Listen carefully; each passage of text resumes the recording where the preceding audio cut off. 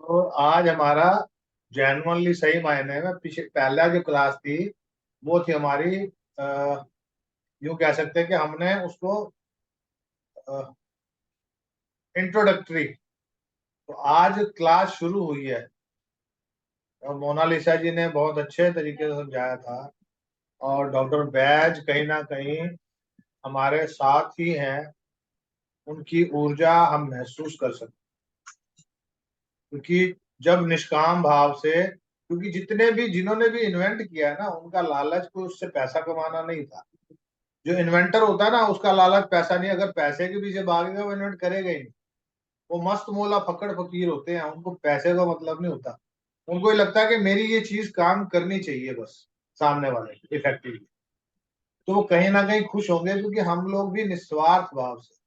और मुझे ये भी खुशी है कि इस बार मैंने किसी ग्रुप में नहीं डाला लिंक को, उसके बाद भी इंस्टेंट मेरे को लगा कि 25-30 लोगों ने देखा। तो इसका मतलब लोग कहीं ना कहीं उसमें जुड़ रहे हैं। आप लोग अपने लेवल पे कहाँ उसको शेयर कर सकते हो वो आप करो, ताकि लोगों को उसका फायदा हो। और बाद में कोई अगर पूछना चाहेगा तो अच्छा, मैसेज भी नीचे कमेंट भी जरूर करें। और अगर कोई पर्सनली मोना जी से कोई सलाह लेना चाहेगा तो वो उनका मोनालिसा जी का नंबर दे दिया जाएगा, उनसे भी कंसल्ट कर सकते हैं। ये सभी के लिए है, जो भी यूट्यूब देख रहे हैं इस वक्त, उनके लिए भी। जी मोना जी। राधे राधे सभी को। राज। जैसे हमने पिछले सेशन में देखा था कि 38 इसमें प्रकार है, 38, और उसको 7 विभागों में हमने उसको डाला था। अब इसके लिए मैं एक शॉर्ट फॉर्म यूज करूंगी, BRF, मतलब बैच रेमेडी फ्लावर्स। तो BRF ये मैं शॉर्ट फॉर्म इसके लिए यूज करूंगी। तो हम अभी सबसे पहले प्रकार पे चलते हैं। उसको पहला नाम है उसका आस्पेन, ASPEN, आस्पेन। ये ये हमारे उस मनोविकार पे काम करता है, जैसे कि अस्पष्ट स्वरूप की जो डर होता है, मतलब जो डर, मतलब सिर्फ कोई चीज नहीं है लेकिन फिर भी हम किसी चीज को लेकर डर रहे हैं पहले से ही। तो वो एक अकारण जो डर होता है वो उसके अंदर आता है। ऐसा बोल सकते हैं कि उसकी वजह से मानसिक अस्वस्थता बहुत ज्यादा बढ़ जाती है। इसका मतलब शॉर्ट में यही है कि बिना कारण के जो डर लगता है, उसमें ये आस्पेन नाम की जो इन्होंने जो मिश्रण बनाया है वो बहुत उपयोगी होता है। किसी भी तरह का डर इसके अंदर हम शामिल कर सकते हैं। जैसे कि अकेला या फिर 4 लोगों के बीच में भी अगर वो रहा, अकेला रहा फिर भी उसे डर लगता है, 4 लोगों के साथ में रहता है फिर भी उसे डर लगता है। कुछ गलत तो नहीं होगा, कुछ बुरा तो नहीं होने वाला है, घर में आग तो नहीं लग जाएंगी। और ऐसे ही किसी जगह पे जब वो जाता है या रास्ते पे होता है तो कुछ अपशकुन तो नहीं हो जाएगा। इस तरह के डरों के कारण उस पे हावी होते रहते हैं। कहने का मतलब ये है कि जिस बात को ना सर होता है ना पैर होता है, लेकिन फिर भी एक तरह का डर उसके ऊपर हावी रहता ही है। और सबसे बड़ी बात कि ये डर को उसको उसे किसी के सामने बोलने में बहुत हिचकिचाहट होती है, क्योंकि उसे भी पता है कि ये बिना कारण मुझे डर लग रहा है। तो वो किसी को बोल भी नहीं पाता है संकोचवश। उसको ऐसा लगता है कि लोग मेरे ऊपर हंसेंगे अगर मैं अपनी इस प्रॉब्लम के बारे में किसी से बात करूंगा या करूंगी तो। इसके लिए वो अंदर ही अंदर कूदते जाते हैं। और हम सबको पता है कि जो लोग बोल नहीं पाते हैं, जो अंदर के अंदर कूदते रहते हैं, उनकी मनोदशा का तो कुछ वर्णन ही नहीं कर सकते, वो खुद क्या फेस करता है। और उसकी वजह से, मतलब उसके जो फिर हरकतों में जो चीजें आती है उसकी वजह से सारे घर के लोग क्या सफर करते हैं, ये कुछ कहने की बात नहीं है। और धीरे धीरे फिर क्या होता है, वो और एकांकी होते जाता है और उसका जितना थोड़ा बहुत भी जो बोलना चालना लोगों के साथ में होता है वो भी उसका बंद हो जाता है। और जब वो कभी अपने डर के बारे में बात करने की कोशिश करता है तो उसके पैर हाथ पैर ठंडे होने लगते हैं। इन शॉर्ट वो फिर से कुछ भी नहीं बोल पाता है। उसके छाती में धड़धड़ होने लगता है और वो बहुत व्याकुल हो जाता है, उसकी अवस्था बहुत व्याकुल हो जाती है। रात में जो स्वप्न पड़ते हैं उसमें भी वो घबरा के उठ जाता है। और उसे वो सपने याद भी नहीं रहते, पर उसे इतना जरूर एहसास होता है कि मैंने कुछ बुरा देखा है। तो उसे सोने में भी डर लगता है, मतलब ये बहुत डेंजर कंडीशन है। जब वो सोता है तभी भी उसे इस बात का डर लगता है कि कहीं छत मेरे ऊपर ना गिर जाए, कहीं कुछ अनहोनी ना हो जाए, मेरे साथ या मेरे घर वालों के साथ में ना हो जाए। ये इस तरह की शंकाएँ उसके अंदर पनपने लगती है। ठीक इसी की तरह मृत्यु से संबंधित भी डर उसके मन में हमेशा लगा रहता है कि मैं कहीं रास्ते में चलते ना मुझे कुछ हो जाए, या फिर मुझे जब कुछ हो जाएगा तो मेरे आस-पास में लोग रहेंगे कि नहीं रहेंगे। इस तरह का डर उसको सताते रहता है। विचित्र शंकाएँ उसके अंदर उत्पन्न होती है। और जब स्पेशली जब जो टीनेज की जो लड़कियाँ होती हैं, शारीरिक जो उनके अंदर जो परिवर्तन आने लगते हैं, तब उनके अंदर इतने तरह के डर उत्पन्न होते हैं कि जैसे कि मेंसेस को लेके उसको मतलब जो दिक्कतें नहीं है उसके बारे में भी वो सोचना शुरू कर देती है, या फिर जो प्रौढ़ महिला है उसे अपने मोनोपोज को लेके वो बहुत कुछ सोचने लग जाती है कि लोगों को इतनी तकलीफ होती है तो मुझे भी होंगी, जो नहीं हो रही है लेकिन फिर भी वो सोच सोच के परेशान हुए जा रही है। साथ ही साथ बड़ों के साथ में बड़ों मतलब बड़े लोगों के साथ में तो होता ही है, जो छोटे बच्चे हैं, जो बोल नहीं पाते हैं लेकिन किसी वजह से वो भी डरते हैं, तो वो रात को नींद में से डर के मारे उठ जाते हैं और रोने लगते हैं, लेकिन कारण नहीं बता पाते कि वो क्यों रो रहे हैं। और बहुत सारे बच्चे ऐसे भी होते हैं कि जो जिनके कमरे की लाइट बंद कर दो, दरवाजे बंद कर दो, खिड़कियाँ बंद कर दो, तो उन्हें बहुत बेचैनी फ़ील महसूस होती है और उस वजह से भी वो रोने लग जाते हैं।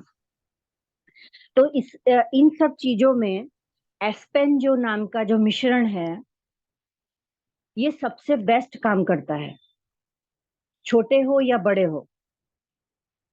इससे ये होता है कि धीरे-धीरे जब इसका डोज़ लेना शुरू करते हैं, तो धीरे-धीरे उनके अंदर का जो डर है, जो अकारण डर है, वो धीरे-धीरे निकलना शुरू हो जाता है और वो फ्रीली सबसे बात कर सकते हैं। पहली बात तो डर जाएगा, उसके बाद में जो भी उनको शंका, कुशंका जो भी थोड़ी बहुत जो बच जाती है, तो बात करने की हिम्मत रखते हैं कॉन्फिडेंटली। ये सबसे अच्छा उसका प्लस पॉइंट है और इस तरह से वो अपनी व्याधि से मुक्त हो जाते हैं। ठीक है, ये तो पहला हमने एस्पेन समझा। अभी हम दूसरा जो प्रकार है म्यूम्यूलस, MIMULUS इसका नाम है, इस मिश्रण का नाम है म्यूम्यूलस। ये जो इसका है कि कुछ कारण की वजह से डर लगता है, कुछ चिंताएं पनपने लगती है, इसमें इस मिश्रण का प्रयोग किया जाता है। एक ऐसा डर जो हम किसी को बता नहीं सकते या हम उस डर के साथ में ही जी रहे हैं, और इन लोगों को किसी भी तरह का डर लग सकता है, मतलब रस्सी भी उनको सांप लग सकती है, इस तरह का डर। जैसे कि रास्ते पे चल रहे हैं तो डर लग रहा है, क्योंकि और खासकर तब जब उन्होंने कोई रास्ते पे जाते हुए या ट्रेन में कोई दुर्घटना देख ली हो, तो वो उनके दिमाग में घर कर जाती है कि ऐसा कुछ मेरे साथ में भी होगा। ये इसके अलावा गरीबी का डर, बुढ़ापे का डर, कि मेरा बुढ़ापा अच्छा जा सकता है कि बुरा जाने वाला है। इस तरह की चीज़ें उनके मन में चलते रहती है। अंधेरे का डर, बीमार पड़ने का डर, एखादे प्राणी का डर कि इसने मुझे काट लिया तो। फिर छिपकली का डर, कॉकरोच का डर, इस तरीके से प्राणियों का और छोटे-छोटे जो जीव कीटाणु होते हैं, उनका भी डर इन लोगों को सताते रहता है। और जब वो कभी इंटरव्यू देने जाते हैं तो उनसे जो यशस्वी लोग जो होते हैं, जो सुपीरियर होते हैं उन लोगों से ज़्यादा, तो उनसे कैसे बातचीत करेंगे, इंटरव्यू कैसे देंगे, स्टेज पर जाके कैसे बोलेंगे, इस तरह का भी उनको डर सताते रहता है, जिसकी वजह से उनका परफॉर्मेंस बिगड़ जाता है। चोरी का डर, शस्त्रक्रिया का डर, ऑपरेशन का डर, इंजेक्शन का डर, ऊँचाई का डर, खाली ऊपर से नीचे देखने का डर, अपरिचित व्यक्ति से परिचय करने का डर, इस तरह के अनेक प्रकार के डर उनके ऊपर हावी होते हैं और वो बाद में फ़ोबिया के का रूप ले लेते हैं। छोटेपन में जैसे कि बच्चों को स्टोरी सुनाते हैं दैत्यों की, देवों की, तो राक्षस वो देवों को याद नहीं रखते, राक्षस को दैत्यों को याद रखते हैं कि दैत्य ने ऐसा किया था, तो उस तरह का डर। फिर जैसे कि चोर पुलिस का जो हम कभी खेलते हैं तो उनको चोर ज्यादा अट्रैक्ट करते हैं, ना कि पुलिस अट्रैक्ट करते हैं। तो इस तरह के जो डर होते हैं वो उनके ऊपर हावी होते हैं। छोटेपन में अपने घर में कितना भी अच्छा वातावरण रहा, लेकिन कहीं ना कहीं उन पेरेंट्स का डर भी उनके मन में रहता है कि मैंने गलती कर दी तो मुझे इसके लिए जबकि डांटा नहीं जाता, लेकिन फिर भी उनके मन में रहता है कि डांट दिया जाएगा। ठीक वैसे ही शिक्षकों से भी उनको डर लगता है, टीचरों से डर लगता है, फिर रिश्तेदारों से उनको डर लगता है। और अगर ये डर उनका 10 से 15 साल तक कंटिन्यू अगर उन्होंने इसी तरीके से रखा, तो फिर वो उनकी पर्सनालिटी में ही वो डेवलप हो जाता है। और फिर उनका व्यक्तित्व जैसे खिलना चाहिए वैसे नहीं खिलता है, वो कहीं न कहीं वो यूफोबिया का रूप ले लेता है। क्लास में जब प्रश्न पूछे जाते हैं, तो डर जाते हैं कि अब इसका उत्तर क्या दूँ? जबकि उन्हें उत्तर आता रहता है, लेकिन फिर भी वो उत्तर देने में अक्षम होते हैं। अकेले प्रवास करने का डर, स्पेशली विमान का प्रवास, क्योंकि हमने ऊँचाई की बात की है कि ऊँचाई से नीचे देखना या नीचे से ऊपर जाना, वो भी उनको डर लगता है। तो विमान में बैठने का डर, तैरने का डर, साइकिल चलाने का डर, परीक्षा का डर, शरीर में किधर भी कोई छोटा-मोटा घाव हो गया है, गाँठ निकल गई है, तो उनके मन में एक ही रहता है कि ये कैंसर की गाँठ होंगी। इतना वो डर डेवलप हो जाता है उनके अंदर। तो इस तरीके के कई डर उनके ऊपर जब हावी होने लगते हैं, तो वो जो है वो नहीं रह रह जाते। इसकी वजह से जब वो किसी से बात करते हैं, तो वो अ, अस्पष्ट बोलते हैं या तुतलाने लगते हैं, और इस तरीके से वो कम्युनिकेशन भी उनका ठीक से नहीं हो पाता, तो लोग भी उनसे बात करने में कतराते हैं। तो मिम्यूलस जिस मिश्रण का हमने अभी बात किया, इन सभी डरों में वो बहुत सुंदर काम करता है। तो उस तरह के लोगों के लिए ये दवाई उनको देनी चाहिए और उनके इस फ़ियर को भगाना चाहिए। और अगर ये कम स्वरूप में है, तो बहुत जल्दी डोज़ कम लेना पड़ेगा, अगर अधिक स्वरूप में है, तो थोड़ा लंबे समय तक ये इसका मिश्रण लेना चाहिए। तो ये बहुत अच्छा रिज़ल्ट देता है। अभी तीसरा है रॉक रोज़, ROCKWATR, ठीक है? ये है दहशतगर्दी जिसको हम बोलते हैं, उसका एक डर उनके मन में रहता है, और अचानक कुछ होता है तो एक जैसे कि ये नर्वस ब्रेकडाउन वाला काम करता है, पैनिक अटैक वाला काम करता है। उसके ऊपर ये बहुत सुंदर काम करता है। Talk water. और रॉक रोज़ बोलते हैं, लेकिन उसको रॉक वाटर भी बोलते हैं। रॉक रोज़ भी बोलते हैं, रॉक वाटर भी बोलते हैं। इंग्लिश में उसको रॉक वाटर बोला गया है, और अगर हिंदी में इसका कोई नाम है तो उसको रॉक रोज़ बोला गया है। इसमें सबसे पैनिक अटैक इसके लिए बोला गया है क्योंकि अचानक उत्पन्न होने वाला डर, जो पहले से मतलब है नहीं, लेकिन अचानक बैठा है और अगर उसने ऐसा कुछ नहीं देखने वाली चीज़ देख ली है, तो जो तुरंत जो डर पैदा होता है, तो उसकी जो तीव्रता होती है वो बहुत ज़्यादा होती है, और ऐसे में बहुत सारे लोगों को कभी-कभी अटैक हो जाता है, जो पैनिक अटैक के रूप में वो निकलता है। तो उसका धक्का जो होता है वो सीधा हृदय के पास में जाके लगता है। और इसके बहुत सारे लक्षण, कभी अलग-अलग तरह के लक्षण शरीर में देखने को मिलते हैं। जैसे कि पाँव एकदम लूज़ पड़ जाते हैं, जैसे कि पैर में ताकत ही नहीं है, चलने की ताकत जैसे कि उनकी खत्म हो रही है, ऐसा उनको लगता है। अचानक पेट में दर्द शुरू हो जाता है। और ये बहुत बार मतलब ये कैसे होता है, जैसे कि एकदम भूकंप का किसी ने झटके खा लिए, किसी ने अचानक पूर का ऐसा दृश्य देख लिया, या सच में वो उस परिस्थिति में फँसे हुए हैं। कहीं पे बॉम्ब विस्फोट देख लिया, अचानक होने वाला कोई एक्सीडेंट देख लिया, तो और वो खुद उसमें से गुजरे या उन्होंने उसको फेस टू फेस देखा है, तब ये चीज़ें ज़्यादा उनके अंदर ये डेवलप्ड होती है। और भारत-पाकिस्तान के बॉर्डर के वहाँ पे जो युद्ध होते हैं, ऐसे ही कुछ देख लिया, या फिर जो लोग बॉर्डर के पास में रहते हैं, जो हमेशा भारत और पाकिस्तान, या जो भी 2 लोग बॉर्डर के पास में रहते हैं, हमेशा देखते हैं कि कुछ गोलियाँ चल रही है, कुछ युद्ध जैसी परिस्थितियाँ हो गई, तो हमेशा डर के साए में रहते हैं, तभी भी उनको ये पैनिक अटैक वाला प्रकार होता है। और वो ऐसे बीमार नहीं लगते हैं, लेकिन वो मानसिक रूप से ऑलमोस्ट बीमार ही हो जाते हैं। और उसमें कभी अचानक आग लग जाना, बड़े-बड़े बादल आना, उनका गरजना और बहुत सारा पानी बरसना, इस तरह के जो धक्के होते हैं उनको सहन नहीं होता है और धीरे-धीरे उनकी सोचने की जो शक्ति होती है वो भी शून्य होने लगती है। और इस तरह के लोग आधी रात को स्वप्न नहीं देखते रहते, फिर भी वो अचानक उठ के बैठ जाते हैं। उनको लगता है कि कुछ होने वाला है, तो वो डर भी उनके ऊपर हावी रहता है। इसमें छोटे बच्चे भी ऐसे शामिल हैं, जैसे मैंने बताया कि मतलब ये भारत-पाकिस्तान बॉर्डर के ऊपर है, जो भी जहाँ पे भी ऐसा इस तरह का परिस्थितियाँ बनी हुई है और वो जो बॉर्डर की तरफ रहते हैं, तो वहाँ बड़े लोग तो फिर भी मैनेज कर लेते हैं, लेकिन छोटे बच्चों को जो बचपन से देखते रहते हैं, उनकी मानस पे बहुत बुरा प्रभाव पड़ता है और वो बच्चे कभी भी रात को चैन से सो नहीं पाते हैं। वो सब ऑलमोस्ट बच्चों को रात को उठ-उठ के बैठने की आदत होती है, चिल्लाने की आदत होती है या फिर बिस्तर गीला करने की आदत होती है, कुछ ना कुछ ऐसे लक्षण ज़रूर देखने को मिलते हैं। और वो अपने ऐसे समय में वो अपने माता-पिता को ऐसा कस के पकड़ लेते हैं कि आप मुझे छोड़ के मत जाओ, क्योंकि उनको ऐसा लगता है कि कोई मुझे छोड़ के चले जाएगा तो फिर मेरा मतलब मैं नहीं रहूँगा, मुझे कुछ हो जाएगा।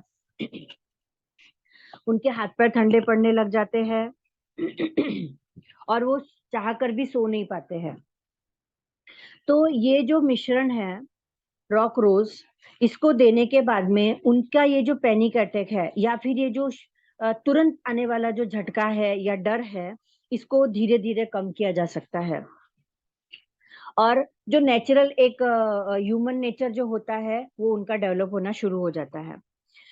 अब इसमें भी यही बात है कि अगर उन्होंने लंबे समय तक ये परिस्थितियाँ झेली होंगी, तो थोड़ा वक़्त लगेगा ठीक होने के लिए और अगर कुछ कम समय में ही अगर ये कुछ लक्षण ऐसे दिख रहे होंगे, तो तुरंत कुछ ही डोज़ में वो अच्छा हो जाएगा।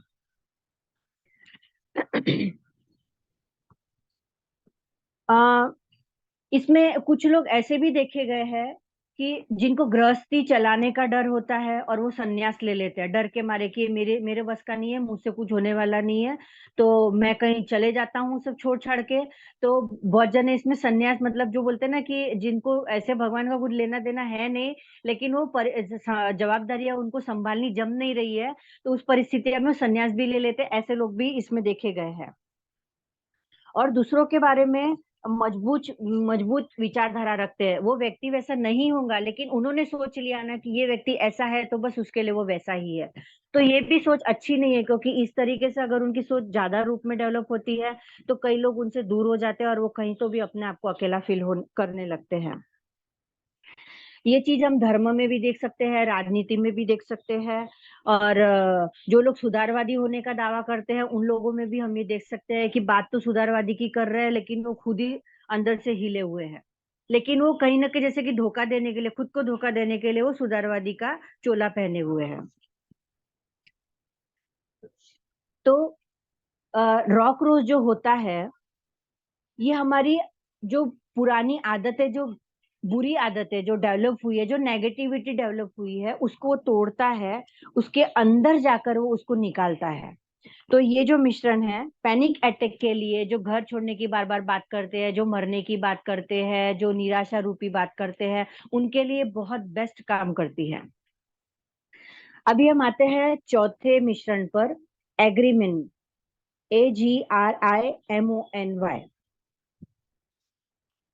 ये बहुत दिलचस्प है एग्रीमनी, क्योंकि ये बोलते हैं ना ऐसा भेदी स्वरूप है इसका। चेहरा तो हँसता हुआ दिख रहा है, लेकिन मन अंदर से घायल है। ऐसे लोग बाहर से बहुत शांत दिखते हैं, आनंदी दिखते हैं, हँसमुख भी होते हैं, बात-बात में विनोद या हँसी-मज़ाक भी करते हैं। जैसे कि वो ऐसा शो कर रहे हैं कि वो दुनिया के सबसे सुखी है और उनसे सुखी कोई है ही नहीं। लेकिन जब वो 4 लोगों के बीच में खड़े होते हैं, वो उन लोगों को बिल्कुल व्यक्त नहीं होने देते कि वो अंदर से कितने एकाकी है और कितने घबराए हुए हैं।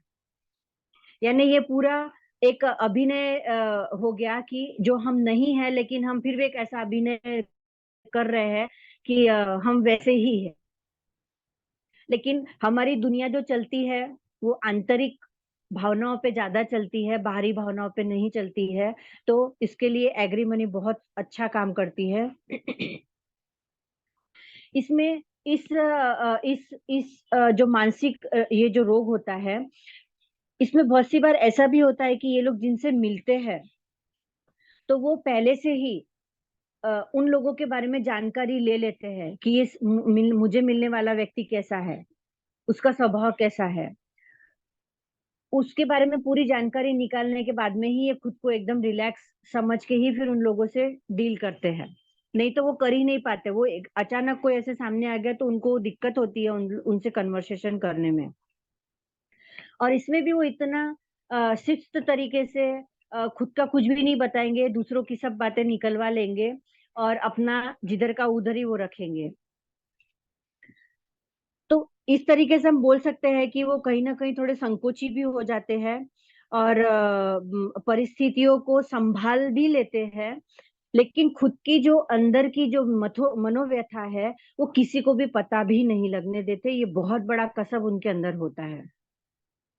और सबसे बड़ी बात ये कि ये किसी से वाद विवाद नहीं करते, किसी वाद विवाद में गिरते नहीं है, पीछे हट भी नहीं करते हैं और खुद पे भी कोई चीज नहीं लेते हैं। तो ये बहुत बड़ा अभिनय का एक पार्ट उनके अंदर आ जाता है कि जैसे हो वैसा मत दिखाओ और जैसे हो उसको लेके आप किसी से डिस्कस भी मत करो। हाँ, लेकिन इनको एक बात और है कि इनको हमेशा ऐसा लगता है कि कोई ना कोई उनके साथ में रहे।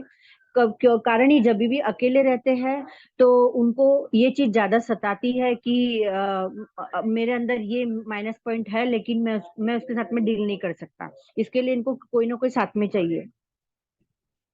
और इसकी सबसे ज्यादा परेशानी इन लोगों को होती है रात्रि में। शाम होने के बाद में इनकी बेचैनी बढ़ जाती है और रात को तो ये इतने परेशान हो जाते हैं कि ये ठीक से नींद भी नहीं ले पाते। या तो फिर ये लोग इतने खर्राटे लेते हैं कि जिसकी वजह से ये खुद भी परेशान होते हैं और इनके साथ में रहने वाले लोग भी परेशान होते हैं। और इसको इसका इन्होंने एक तरीका ये लोग ये ढूंढ निकालते हैं कि ये ऐसे अजनबी लोगों के पास में जाते हैं, जैसे बाबा वगैरह हो गए या फिर वो वैद्य हो गए जो रस्तों पे बैठते हैं कि ये लोग मेरा इलाज करेंगे। मतलब ऐसे अजनबी लोगों के पास में जाते हैं कि उसकी कोई बात कहीं पे कुछ होने वाली नहीं है। उनको ऐसा लगता है कि वहां से शायद मेरे लिए कुछ इलाज निकल जाए। और इस तरीके से वो इस चक्कर में फंसते जाते हैं क्योंकि वहां से कोई इन चीजों का इलाज निकलता नहीं है। इसके साथ में उनकी नींद धीरे धीरे डिस्टर्ब होने लगती है, नींद्रा नाश होने लगता है, एसिडिटी बढ़ने लगती है, सर दुखने लगता है, ब्लड प्रेशर की प्रॉब्लम होने लगती है। इस तरह के बाकी सब लक्षण फिर उनकी बॉडी में दिखने लगते हैं। अब ये एग्री मनी लेने के बाद में सबसे सुंदर रिजल्ट उनका ये निकलता है कि वो मन से वो धीरे धीरे हल्के होने लगते हैं। उनको वो रोग रोग नहीं लगने लगता। उनको लगता है कि ये सब मेरी बनाई हुई एक दुनिया थी जिसमें मैं विचरण कर रहा था। और उनको अंदर से वो आनंद फील होता है। जो आनंद वो बाहर दिखा रहे थे, शो अप कर रहे थे, लेकिन अब वो अंदर से फील कर रहे हैं, तो अभी उनको दिखाना करने की आवश्यकता नहीं रही। और संवाद करने की जहां तक बात है तो वो इतना सुंदर किसी के साथ में वार्तालाप कर सकते हैं कि उनको उन्हें कोई दिक्कत नहीं होती है और जो सच है वही वो बयान करते हैं। सबसे पहली बात तो ये है कि अभी उनको बहुत मोकला मोकला लग रहा है, उनको आनंद फील हो रहा है, तो अभी उनको बनावट करने की कोई आवश्यकता नहीं है। यही इस एग्री मनी की सबसे बड़ी सुंदर बात है कि वो जैसे है वो वैसा फील करने लगते हैं। ये कितने अभी आपने बताए हैं ऑयल? 4 हो गए। 4 हुए ना? तो मैं हाँ चाह रहा जी। हूँ कि जो मेरे पास नोट्स हैं उनके अंदर हमने शॉर्ट में कुछ लिखा हुआ है इन्हीं के बारे में, तो साथ जी। साथ बता दे तो ज्यादा बढ़िया रहेगा। तो आपने पहला बताया था एस्पेन। जी। तो एस्पेन में एक छोटा सा पैराग्राफ में शॉर्ट में लिखा हुआ है, क्योंकि मोनालिसा जी ने बहुत ही सुंदर तरीके से इलेबोरेट किया है। इतना इलेबोरेशन आज की डेट में टीचर्स भी नहीं करते। हाँ, जिन्होंने कोर्स को लंबा खींचना है वो तो और 10 चीजें जोड़ देंगे, लेकिन जितने सुंदर तरीके से व्याख्या की है मोनालिसा जी ने उसके लिए वो सराहनीय है और प्रशंसनीय कार्य है। तो एस्पेन के लिए जो हमारे पास नोट्स हैं मैं उसको पढ़ रहा हूँ। तो या जो जो भी साथ में जो 3 4 अभी तक किए हैं, जो एस्पेन जो काम करता है साइकिक एबिलिटी को बढ़ाता है, ग्राउंडिंग लेवल को बढ़ाता है। मतलब जो हमारी ग्राउंडिंग लेवल नहीं है, हम स्थिर नहीं रह पाते किसी के भी घर जाते हैं या कोई घर में आता तो बुरी नजर जल्दी जल्दी लग जानी, समझ में नहीं आ रहा कि ड्रीम वर्ल्ड में हूं या नहीं, अंधविश्वास में पड़े रहना, अच्छे मित्र चाहिए लेकिन खुद अच्छे बन नहीं पा रहे, रात को अचानक से उठ जाना, जैसे बताया डर लगना, रात में कुछ हुआ ऐसा लगता है, डर जैसा, और सवेरे उठकर सोच रहे हैं कि क्या हुआ, मतलब वो हुआ या नहीं हुआ, वो सपने में बीता उनके साथ। साइकिक जो है ये psychic flowers, grounding, bed wetting और वॉकिंग इन स्लीप, मतलब ये जो चीजें हैं ये जैसे उनको जमीन, मतलब उनके साइकिक वो पावर को बढ़ाता है, उनकी जो बेड वेटिंग करते हैं जो बच्चे, बड़े भी करते हैं कुछ, तो उनको ठीक करता है। और जो नाइट स्लीप करते हैं रात के समय नींद में उठ के, तो बचपन में मेरे साथ भी होता था, बेड वेटिंग का भी मसला था और नींद में भी मैं चलता, तो ये बचपन में रहा, लेकिन शायद हमारे पेरेंट्स को नहीं मालूम था इसके पीछे कॉज कितने खतरनाक हो सकते हैं। और एस्पिन जो अच्छा होगा वह फ्रेंड्स देगा, crap crab apple cleansing, pine मैंने गलती की है, willow, walnut, century, clematis, to be in present, एक एक करके मेडिसिन को लोगे तो ज्यादा फायदा मिलेगा, जो डर दिखता नहीं है उसका नाश कर। तो ये बेसिकली इन्होंने कॉम्बिनेशंस भी साथ में डाल दी जो हमारे पास जो नोट्स। दूसरा कौन सा बताया था जी आपने? मिम्यूलस, मिम्यूलस। जी मेमोरिस।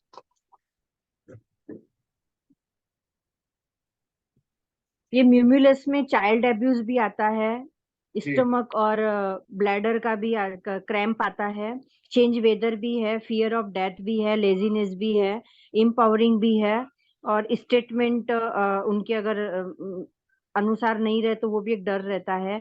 कहने का मतलब है कि उनका ही डर उनके ऊपर हावी होता है।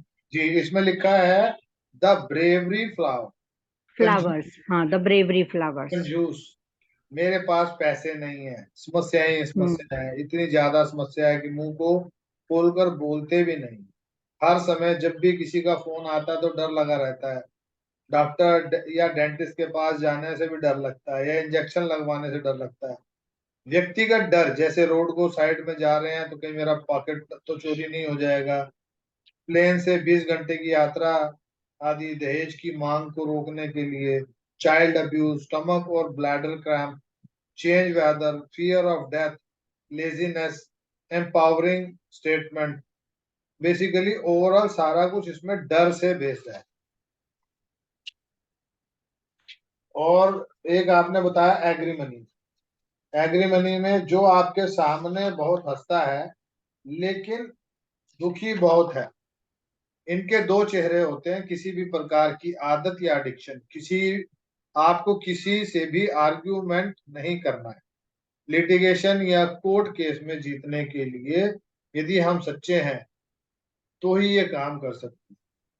तो एग्री मनी, जिसका नाम ही है एग्री मनी, टीनेजर प्रॉब्लम हो तो एग्री मनी, वॉलनट जिनको घर में आना पसंद नहीं है, तो वो एलेबोरेशन जो दी है वो मोनालिसा जी ने बहुत सुंदर तरीके से, इसको सुंदर तरीके से एलेबोरेट किया है।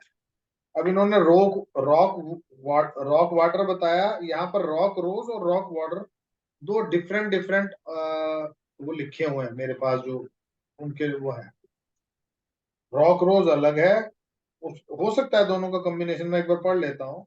रॉक रोज के लिए इतना डर या पैनिक अटैक कि घर छोड़कर भी भाग, नर्वस ब्रेकडाउन, मतलब वो इतना ज्यादा फियर और फोबिया रहता है उनको कि घर में रहते हुए भी पता नहीं क्या हो जाएगा।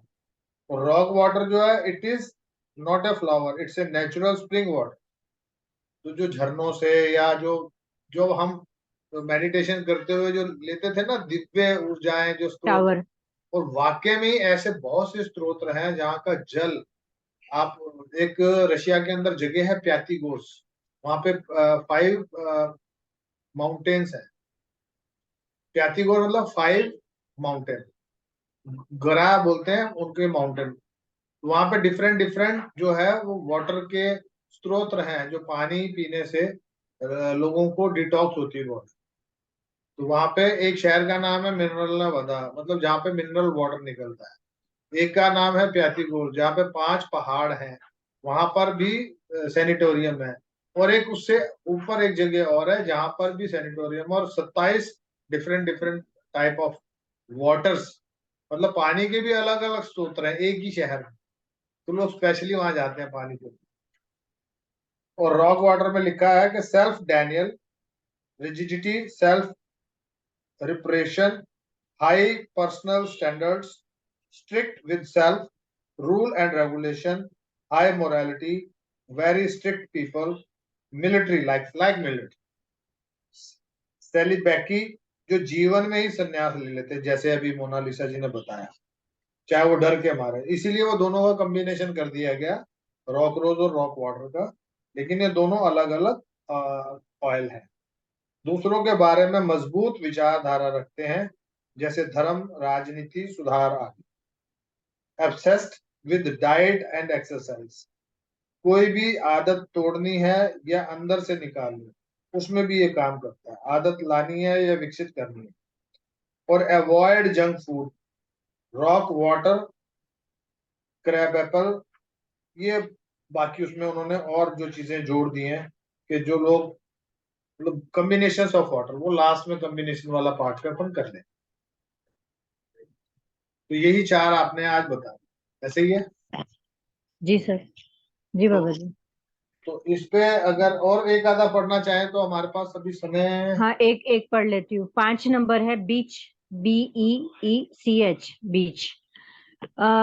इसमें जो इंसान होता है वो हमेशा दूसरों की गलतियां ढूंढता है और उसे नीचा दिखाता है, या फिर ऐसा कुछ बोलता है कि सामने वाले का नीचा दिखे। इस तरह की उनकी पर्सनालिटी होती है।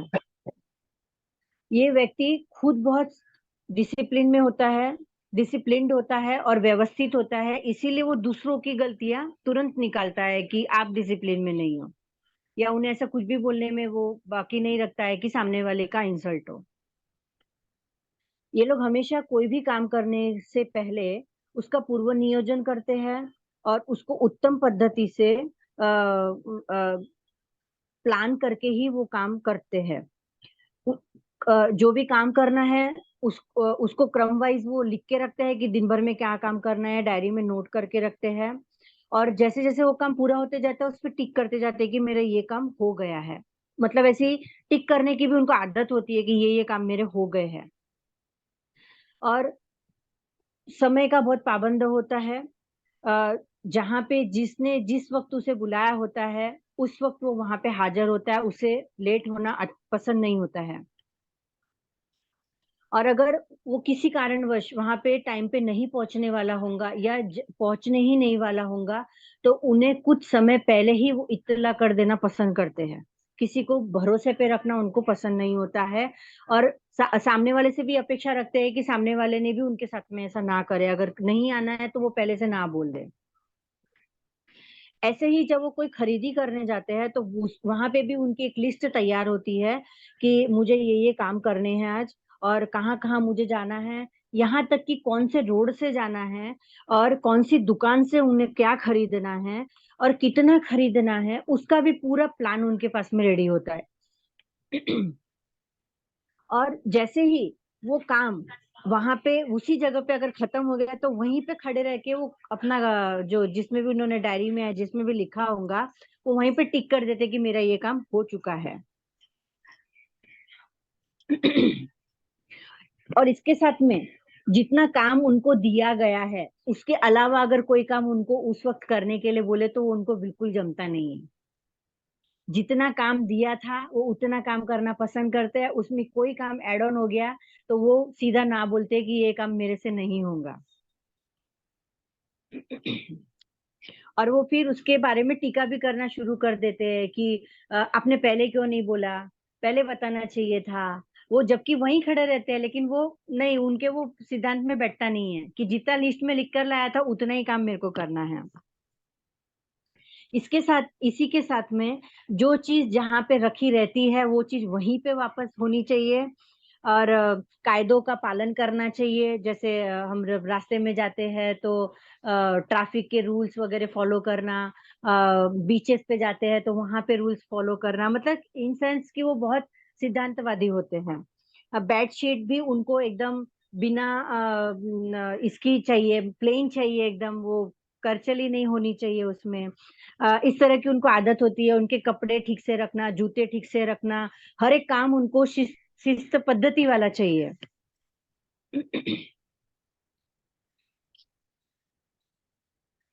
और जब किसी व्यक्ति का स्वभाव ऐसा रहता है तो नो डाउट उनको दूसरों के काम पसंद नहीं आएंगे, क्योंकि सभी के कामों में इतनी व्यवस्था तो होती नहीं है, सुव्यवस्था तो होती नहीं है। तो उनका किसी के साथ में जमता भी नहीं है। उनका हमेशा किसी न किसी के साथ में, सामने वाले के साथ में उनकी बहस चलते रहती कि आपने ऐसा क्यों किया, वो ऐसा क्यों किया, ये सब ठीक से क्यों नहीं रखा, वगैरह वगैरह। अब ये जिनकी इसमें आदत होती है ना, उनका दिमाग कभी भी शांत नहीं रहता। ये सबसे पहला माइनस पॉइंट है उसका। वो हर किसी को जज करता है कि ऐसा ही होना चाहिए उसके हिसाब से। तो इसी के साथ में उनकी सहन शक्ति भी इतनी नहीं होती और धैर्य भी उनके अंदर कम होता है। छोटी छोटी बातों पे गुस्सा करते हैं, रूड भी हो जाते हैं, और कभी कभी एडजस्ट भी नहीं कर पाते। मौसम में अगर बदलाव भी होता है ना, तो वो इतने सेंसिटिव होते हैं कि सबसे पहले उनकी स्किन पे एलर्जी दिखना शुरू हो जाता है। मतलब इतने सेंसिटिव हो जाते हैं वो। और वो किसी भी तरह का एक्सपेक्टेशन वो पसंद ही नहीं करते। से एलर्जी भी होनी शुरू हो जाएंगे तो उनको गुस्सा आएंगे, क्यों एलर्जी हो रही है मुझे। इस तरह का उनका स्वभाव बन जाता है। और इसी के साथ में दूसरों की गलतियां देखना, दूसरों का अपमान करना उनके लिए बहुत सहज होता है, और उनको वो कुछ गलत भी नहीं लगता है। तो वो उनके लिए तो ठीक है, लेकिन किसी औरों के लिए ठीक नहीं है। और अगर आप हर समय किसी के साथ में अगर इस तरह का बिहेवियर रखोगे तो नो डाउट आपके साथ में क्या होने वाला है आपको पता ही है। तो सबसे बढ़िया ये जो बीच जो मिश्रण है, या ये जो दवाई है, या जो अर्क है, ये बहुत सुंदर काम करती है। वो व्यक्ति को डिसिप्लिन में रखता है लेने के बाद में भी, लेकिन वो किसी के ऊपर हावी होने की कोशिश नहीं करता। और वो खुद शांत होता है, जैसे कि बताया गया है कि वो धैर्यवान नहीं रहते, वो शांत नहीं रहते, किसी पे भी कभी भी किसी का अपमान कर देते हैं, तो ये सब करने से वो बचते हैं। अब तो शब्द मेरे हिसाब बोलना से ये, उनको पसंद होता है, अब शब्द बोल देते हैं। जी जी जी जी, तो ये मिश्रण वो इन स्वभाव के लोगों के ऊपर बहुत सुंदर काम करता है। बहुत सुंदर। पा- आज हमने 5 हाँ, इसका एक है कि बाबा जी, आ, एक मिनट, अभी जैसे भी मोनालिसा जी, खत्म होने दो पहले। जी, मोना जी। हाँ, इनके यहाँ पे नौकर टिकते नहीं हैं। और रिश्तेदारों को ये लोग बहुत नाराज करते हैं। घर के लोग भी बहुत उनसे परेशान रहते हैं। ये दवाई लेने के बाद में सबसे पहला एक काम होता है, वो है इनका अहंकार कम होता है और उनकी सहन शक्ति बढ़ती है। और जो व्यवस्थित पने की जो उनके अंदर जो आदतें होती है कि सामने वाले की गलतियां निकालो, कि मैं व्यवस्थित हूँ, मैं डिसिप्लिन में हूँ, लेकिन आप डिसिप्लिन में नहीं हो, वो टोकने की जो आदत होती है वो सबसे पहले खत्म होती है। और जो ऐसे ताड़ तड़ करके जो बोलने की आदत होती है, उसमें 100% उनके सुधार हो जाता है। और वो एक अच्छी, मतलब बाकी क्वालिटीज तो बहुत बढ़िया है, तो ये सब गुण जब उनके कम हो जाते हैं तो एक लोकप्रिय व्यक्ति बनने से उन्हें कोई नहीं रोक सकता। बहुत हाँ, सुंदर। बोलिए बाबा जी। आज के हमने 5 ऑयल के